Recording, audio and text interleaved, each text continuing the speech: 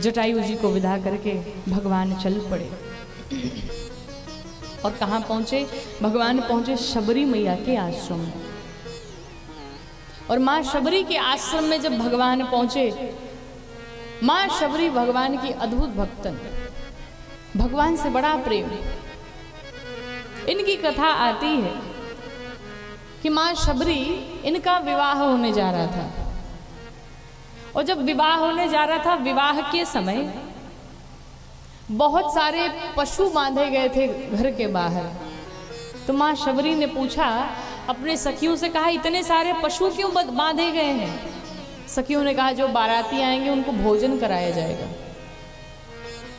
माँ शबरी ने सोचा कि मेरे एक विवाह में हजार हजार गौ माताओं की हत्या, हजार हजार पशुओं की हत्या होगी, इस विवाह से किसका कल्याण होगा? हम अपनी खुशियां मनाते हैं दूसरों को काट करके, दूसरे जीवों की हत्या करके। क्या आप कभी खुश रह सकते हैं? कभी नहीं। माँ शबरी ने रात ही रात घर छोड़ दिया। मुझे नहीं रहना, मुझे नहीं विवाह करना ऐसा जिस विवाह में इतने पशुओं की हत्या हो जाए। इस विवाह से किसी का कल्याण नहीं होगा। मैया ने घर छोड़ दिया रात ही रात। रात ही रात घर छोड़ दिया। महाराज पहुंची मतंग वन में। मतंग वन में मतंग ऋषि के आश्रम में गई। मतंग जी ने इन्हें दीक्षा दी, मंत्र दिया, अपनी शिष्या बनाया और तभी से गुरुदेव के पास रहने लगी। और भगवान राम इनकी महिमा बढ़ाने के लिए आए।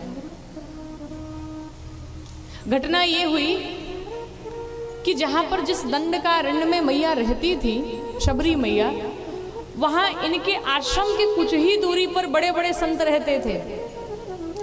कोई अल्पाहारी है, कोई अन्नाहारी है, कोई पवनाहारी है, कोई जलाहारी है, कोई अद्भुत अद्भुत संत हैं। कोई कहता एक समय सिर्फ भोजन लेते, जो एक अल्पाहारी है।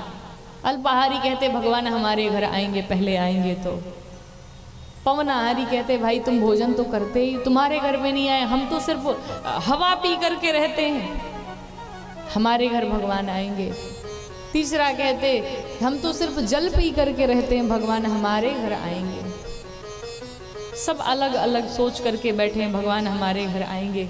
लेकिन जब मेरे प्रभु श्री राम आए तो भगवान जैसे ही आए इन संतों के पास, आ करके जब भगवान समक्ष खड़े हुए तो जितने संत भगवान थे सबने कहा प्रभु आप आ गए, हम सबको बड़ी प्रतीक्षा थी आपकी। भगवान ने कहा हम आपके घर नहीं आए हैं। कहा फिर? कहा हम तो माँ शबरी का पता पूछने आए। माँ शबरी का आश्रम किधर है, वो कहाँ रहती? अच्छा अब आप बताओ, क्या भगवान सर्वव्यापी, वो तो सब जानते हैं माँ शबरी का आश्रम कहाँ है, माँ शबरी कहाँ रहती है। लेकिन भगवान फिर भी संतों से पूछ रहे हैं। क्यों पूछ रहे हैं? माँ शबरी का भाव बढ़ाने के लिए, उनका सम्मान बढ़ाने के लिए भगवान सभी संतों से पूछते हैं। अब जब संतों ने सुना कि शबरी का आश्रम में ढूंढ रहे हैं, शबरी का आश्रम पूछ रहे हैं, ये भगवान नहीं हो सकते। बताओ, हम अल्पाहारी हैं, पवनाहारी हैं, जलाहारी हैं, फलाहारी हैं, और हम सबको छोड़ करके उस शबरी के पास जाएंगे? भगवान पहुंचे शबरी मैया के आश्रम में। जाने के बाद माँ शबरी के आश्रम में भगवान का खूब आदर सत्कार, सेवा सम्मान माँ शबरी ने किया। जब सेवा सत्कार कर लिया तो ये जितने संत थे सोच में पड़ गए कि भगवान शबरी के आश्रम में क्यों पहुंचे। भाई वेद पुराण शास्त्रों में तो यही बातें लिखी है कि दशरथ नंदन ही भगवान है, ब्रह्म है। लेकिन ये बहरूपिया लगते हैं, ये नकली लगते हैं, ये भगवान नहीं हो सकते। तो जो संत थे उनको भगवान से एक कार्य करना था। जहां वो रहते थे बगल में एक सरोवर था। उस सरोवर का पानी बड़ा गंदा हो गया था, उसमें से गंध आती थी। तो ये जितने संत थे भगवान को बुलाने गए और भगवान से कहते प्रभु एक काम करिए, अपने पांव जरा उस सरोवर में डाल देते तो ये सरोवर स्वच्छ हो जाता, साफ हो जाता। भगवान ने कहा आप लोग अपने पांव डालिए, आप लोग के ही चरणों के स्पर्श से ये स्वच्छ हो जाएगा, साफ हो जाएगा। क्यों? आप लोग तो अल्पाहारी हैं, पवनाहारी हैं, जलाहारी हैं, आप लोग से बड़ा कौन है? अब संतों ने सोचा अगर कहीं हमने डाला और कुछ हुआ ही नहीं तो बेइज्जती हो जाएगी। संतों ने कहा सरकार आप ही डालिए। भगवान राम ने जैसे ही अपने पांव डाले तो महाराज अभी तक तो सरोवर गंदा ही था, जैसे भगवान राम ने अपने पांव डाले वो सरोवर में रक्त बहने लगा। वो सरोवर और भी गंदा हो गया, और भी गंध आने लगी, खून बहने लगा। संतों ने कहा राम राम राम राम, ये कैसे भगवान है, नकली भगवान है, ये तो बताओ, अभी तक तो ठीक ही था, अब भगवान ने पांव डाले तो ये सरोवर इतना गंदा हो गया। भगवान ने कहा देखो एक बात बताऊं, इसका एक ही उपाय है, इसका सिर्फ एक उपाय है। कहा क्या? कहा अगर शबरी अपने पांव इस सरोवर में डाल दे तो ये सरोवर स्वच्छ हो जाएगा। याद करिए वो घटना मुझे याद है। कहा कौन सी घटना?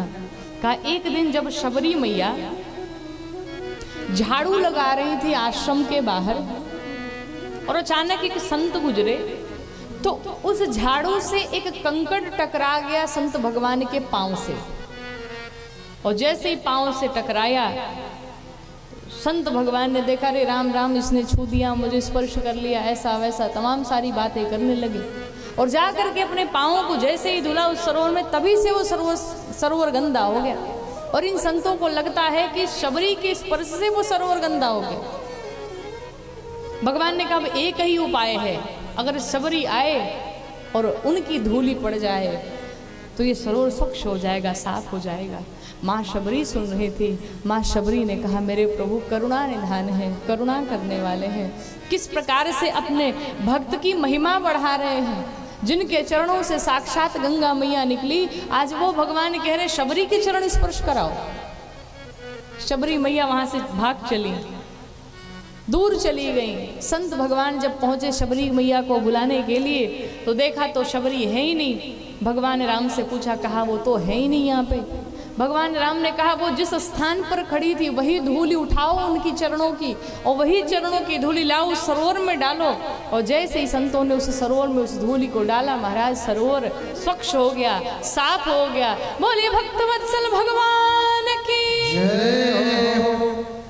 वो सरोवर साफ हो गया महाराज। संत भगवान अवाक रह गए, आश्चर्यचकित रह गए। शबरी मैया ने अपने शरीर का त्याग कर दिया।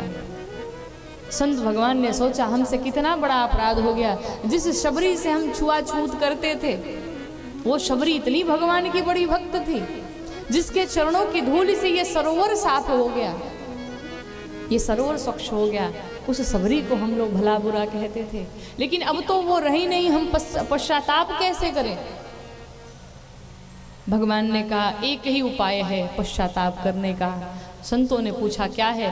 कहा हमारी और शबरी की प्रतिमा एक साथ बनाओ और पूजा करो, स्थापित करो, तब जाकर के तुम्हारा ये पश्चाताप समाप्त होगा। छत्तीसगढ़ में जहाँ क्षेत्र बताया जाता है दंडकारण्य का, वहीं पर शबरी नारायण भगवान का मंदिर है, जहाँ पर भगवान राम खड़े हैं, शबरी मैया भगवान के समक्ष खड़ी हैं हाथ जोड़े हुए। और वहीं पर बड़ा मेला भी लगता है। रामानंदी संप्रदाय के जितने भी संत होते हैं वहाँ जाते हैं, दर्शन करते हैं। तो भगवान अपने भक्त की महिमा इस प्रकार से बढ़ाते हैं। उस शबरी मैया के घर पे भगवान पहुँचते हैं।